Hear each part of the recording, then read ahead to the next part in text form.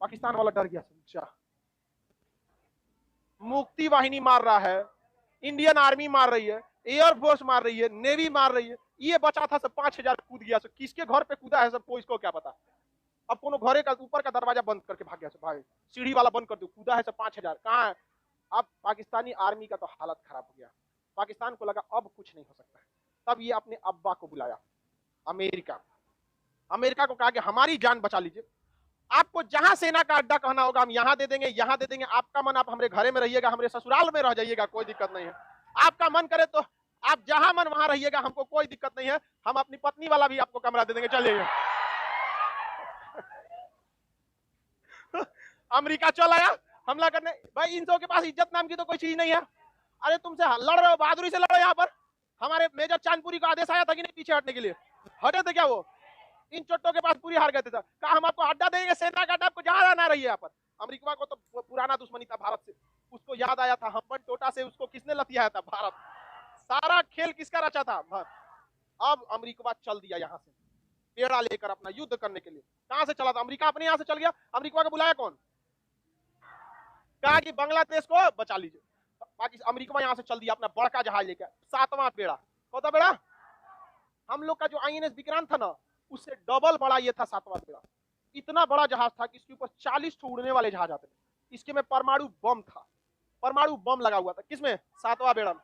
और इसके साथ पनडुब्बी, डिस्ट्रॉयर, फ्रिगेट। मतलब ये जब चला था तो अपने साथ 30 से 35 पानी वाली जहाजों को लेकर चला था। ये अकेले चलता ही नहीं था, इतना खतरनाक। चल दिया 7वां बेड़ा लेके यहाँ पर। अब भारत का हालत खराब, ये अकेले युद्ध का गेम पलट देता। पूरे इराक को ये अकेले हरा दिया था 7वां बेड़ा, अकेला गेम पलट देता। इसका परमाणु बम से लेकर। और दूसरा एक बात और होता है ना, देखिए गांव का बहुत बड़ा दबंग आदमी आपको एक तमाचा मारेगा ना, तो आप बस कॉम्प्रोमाइज करिएगा, आप पलट के उसको नहीं मारते हैं। और ये सबसे बड़ी गलती हो जाती है।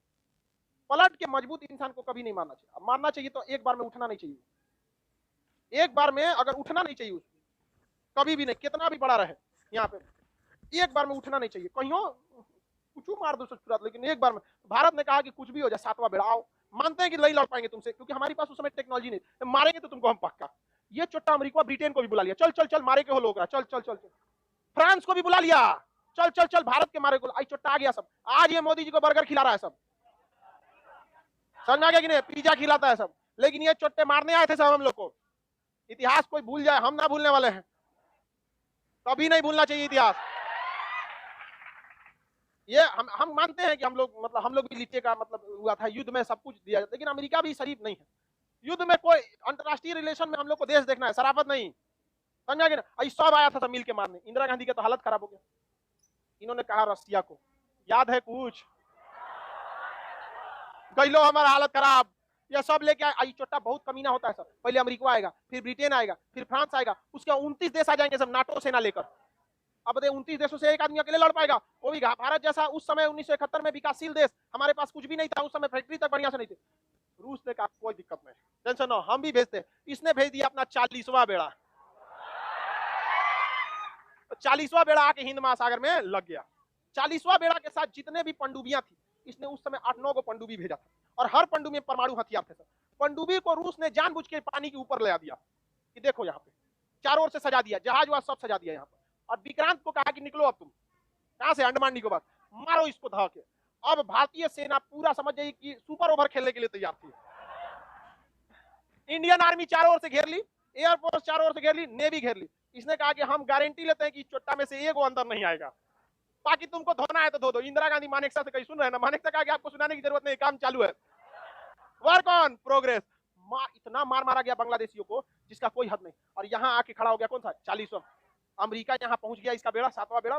सोचा इधर से निकले तो इधर आ जा रहा था, सोचा इधर से निकले तो इधर आ जा। नहीं, अजुराने का तरीका, आओ तो ना देख लेते, चल तो नहीं गांव में तो जो तो हमारी खेत में तन यहाँ आओ तो देखते हैं।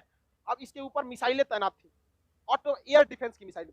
इसके पास जो एयर डिफेंस S-400 अभी भी कितना तगड़ा, कोई आता है S-400 के आगे? कोई नहीं। इसने अपने एयर डिफेंस को एक्टिवेट कर दिया, और वो एयर डिफेंस इतना खतरनाक था कि 400 किलोमीटर के दायरे में कोई भी आएगा ना, तो जहाज के कैप्टन को वार्निंग दे देगा कि आ गए हैं एक आदमी नाश्ता के लिए। 400 किलोमीटर दूर पहले कैप्टन को बता देगा कि खाना पीना छोड़ो, लग जाओ। और अगर 300 किलोमीटर तक आ गया तो पूरे जहाज पे वार्निंग बजा देगा, पूरा सायरन बजा देगा कि आ गया है कोई 300 किलोमीटर दूर है। 200 किलोमीटर पर रहेगा तो सीधा खबर भेज देगा मॉस्को कि चोट्टा कुछ नहीं किया है अभी तक, हम उसको 400 किलोमीटर से वार्निंग दे रहे हैं, अभी तक आए नहीं किया यहाँ पे। और 100 किलोमीटर के दायरे में आएंगे तो कहेगा भाड़ में जाओ, मार देते कूदे। रूस ने पूरे अपने एयर डिफेंस को एक्टिवेट कर दिया और अमेरिका को बता दिया कि दम है तो आ जाओ। अमेरिका 400 किलोमीटर दूर से कह रहा था वापस चल जाओ, ठीक नहीं होगा। वापस चल जाओ, ठीक नहीं होगा। कहा, अमेरिका ने कहा कि हमारे पास 150 से ज्यादा परमाणु हथियार लेके आए हैं, छोड़ेंगे नहीं भारत को इस बार। हमेशा श्रीलंका समझाएगा, श्रीलंका से भगा दिया, नेपाल से भगा दिया, अब की नहीं जाएंगे हम, हमारे पास 150 से ज्यादा परमाणु हथियार है। रूस ने कहा कि जब हम चले थे तो हमें बहुत जल्दबाजी थी, इसलिए हम गिनती नहीं किए, लेकिन लगभग 300 से ज्यादा है। कहा कि हम गिने नहीं है लेकिन 300 से ज्यादा, गिनती चालू थी 300 के बाद। अगर हम गिने नहीं, जल्दी में आना था, हमको इस सब का धमकी मत देना, बहुत महंगा पड़ेगा।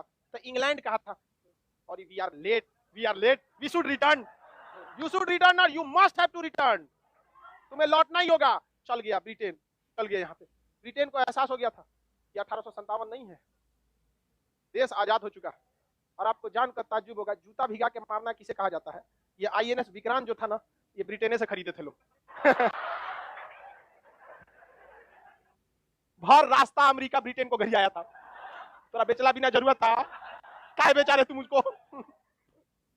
भर रास्ता घर आया था और कह रहा what will I do, I don't know the what will happen in future. वो क्या कौन जी पता फ्यूचर में क्या हो जाएगा। अब जाओ तुम यहाँ से। अब यहाँ से जब ये लोग चल गए, 1.5 महीना बाद गया था रूस यहाँ से, 1.5 महीना तक लंगर डाल के खड़ा था। इसलिए हमेशा याद रखेगा, तो नए दोस्त से अच्छा एक पुराना दोस्त होता है। और आज भी हम लोग हमेशा खड़े रहते हैं रूस के लिए। और अंदर तबाही मचाया था कौन? विक्रांत। विक्रांत खरीदा कहां से गया था? इंग्लैंड से। बड़ी गरिया था अमेरिका इंग्लैंड। इसलिए देखिएगा जल्दी, अमेरिका वगैरह बड़ा हथियार भारत को बेचना नहीं चाहते थे। भारत की विदेश नीति स्वतंत्र है। यहाँ से पाकिस्तान की 93,000 फौजी ने सरेंडर कर दिया। 93,000, 1 लाख फौजियों ने अपना बेल्ट उतारा। फौजियों के सरेंडर का होता है, स्टार नोच दिया जाता है, बेल्ट रख दिया जाता है और बंदूक को नीचे रख दिया जाता है। सारे फौजी खड़े थे बंदूक लेके। उन गधों के सामने अगर हिम्मत, अगर भारतीयों के सामने कोई कहता सरेंडर करने के लिए, 93,000 फौजी धाए धाए गोली मारते कि निपट जाता। लेकिन ये गधा 93,000 बंदूक लेकर बेल्ट उतार के रख। ठीक हुआ कि बांग्लादेश में हुआ, बिहार में होता तो उघारे करके सरेंडर करा। नहीं समझ में आया? इसलिए ना हम लोग बदनाम है।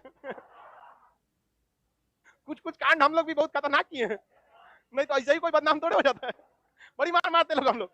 पाकिस्तान ने कितने को सरेंडर किया? 93,000। उसी लड़ाई में जहां 120 फौजियों ने सरेंडर नहीं किया, उसी लड़ाई में 93,000 ने सरेंडर। इसका कारण भी है, बाप बाप होता है।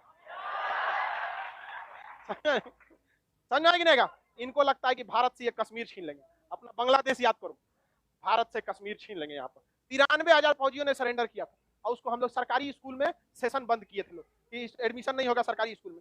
सरकारी स्कूल में लकड़ी के बेंच पे बैठाए थे सबको, सूतने का जगह नहीं था, लकड़ी के बेंच पे बैठा रहता था सब 2 महीना तक। फिर बाद में शिमला समझौता हुआ और शिमला समझौता में वापस उसे लौटाया गया।